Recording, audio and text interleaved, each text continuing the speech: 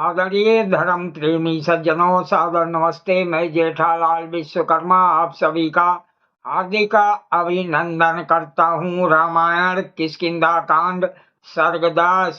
ये कथा आपको सत्य रामायण से सुनाई जा रही है। पिछले अंक में आपने सुना, तब पर्वत पर उगी हुई उस पुष्पित गज पुष्पी को उखाड़ कर लक्ष्मण ने सुग्रीव के गले में पहना दिया। अपने शरीर को माला द्वारा सुशोभित कर और श्री राम के वचनों से आश्वस्त होकर सुग्रीव पुनः श्री राम के साथ बाली की राजधानी किष्किंधा को गया। अब आगे आज का प्रसंग है सुग्रीव का बाली को युद्ध के लिए ललकारना और तारा का बाली को युद्ध से रोकना। महर्षि वाल्मीकि जी रामायण में आगे कहते हैं, श्री राम जी के साथ बाली द्वारा पालित एवं रक्षित किष्किंधा नगरी में पहुंचकर सुग्रीव ने भयंकर गर्जना करते हुए बाली को युद्ध के लिए ललकारा। अंतापुर में स्त्रियों के मध्य में बैठे हुए भाई को ना सहने वाले बाली ने सुग्रीव के उस घोर गर्जना को सुना। सुग्रीव के असहनीय सिंहनाद को सुनकर बाली पृथ्वी को कंपायमान करता हुआ बड़ी तीव्र गति से राजमहल से बाहर निकला।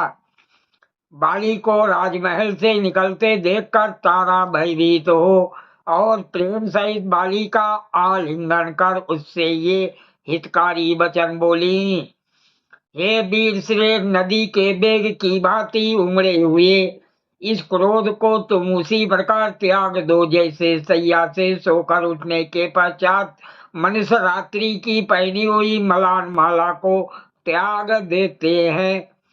हे कपीश्वर, आप कल जाकर सुग्रीव से संग्राम करना।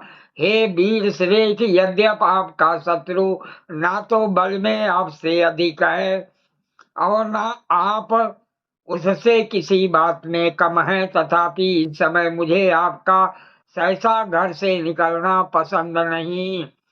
मैं आपको किस लिए रोक रही हूँ वो कारण भी सुनिए। अभी अभी आप द्वारा पीटे जाने और भगाए जाने पर भी वो तुम्हें ललकार रहा है, इससे मेरा मन शंकित हो रहा है। इस समय उसका अहंकार, व्यवहार और गर्जन का जो ढंग है उससे प्रतीत होता है इन लक्षणों का कोई महान कारण है। मेरा विचार है कि दूसरों की सहायता प्राप्त किए बिना सुग्रीव यहाँ आ नहीं सकता। उसे निश्चय ही कोई सहायक प्राप्त हुआ है जिसके बलबूते पर वो इतना गरज रहा है। हे वीर श्रेष्ठ राजकुमार अंगद के मुख से मैं जो बातें पहले ही सुन चुकी हूँ, आपके कल्याण के लिए उन हितकारी बातों को मैं आपसे कहती हूँ। राजकुमार अंगद घूमते हुए वन में गया था।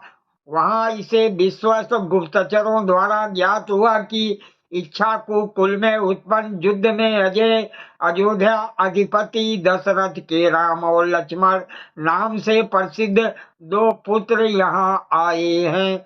सुग्रीव की अभीष्ट सिद्धि के लिए वे दोनों दुर्घस वीर कटिबद्ध हुए हैं। रणकुशल वे दोनों भाई तुम्हारे भाई सुग्रीव के सहायक बने हैं। उन दोनों में राम शत्रुओं का मर्दन करने में उठी हुई पहले अग्नि के समान है। वह साधु पुरुषों के लिए वृक्ष के समान आश्रयदाता और दीन दुखियों के एकमात्र सहारे हैं।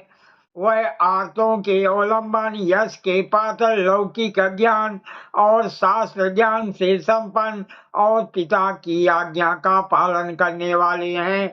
पर्वतराज हिमालय जैसे धातुओं का भंडार है, वैसे ही वह भी गुणों के महाखान है। उन महात्मा श्री राम से विरोध करना तुम्हें उचित नहीं।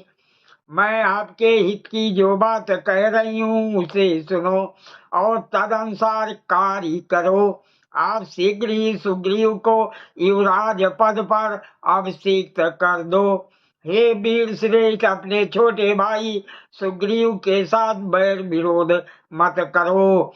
मैं तो ये भी चाहती हूँ कि आपकी श्री राम के साथ मैत्री हो जाए। बैर भाव को छोड़कर तुम सुग्रीव के साथ भी मेल कर लो, क्योंकि वो आपका छोटा भाई है और उसका लालन पोषण आपको करना ही चाहिए, चाहे वो आपसे दूर रहे अथवा आपके समीप। वो है तो आपका भाई ही। मुझे तो सारे संसार में उस जैसा दूसरा भाई दिखाई नहीं देता।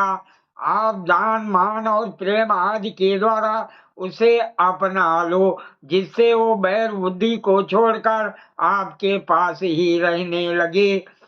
यदि आप मेरा कोई प्रिय कर्म करना चाहते हैं और मुझे अपनी हितैषणी समझते हैं, तो मैं करबद्ध जो प्रार्थना कर रही हूँ, इस प्रिय और हितकर प्रार्थना को स्वीकार कर तद अनुसार यत्न पूर्वक कार्य कीजिए।